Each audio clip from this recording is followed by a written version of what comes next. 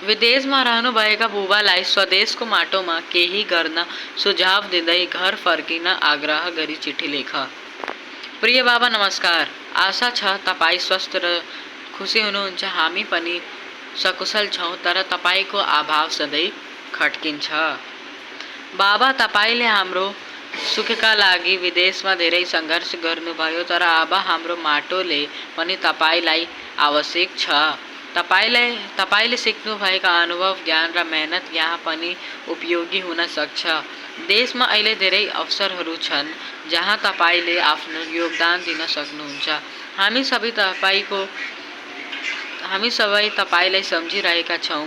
घरको आँगन, आमा र आफन्तहरू तपाईँको प्रतीक्षामा छन्।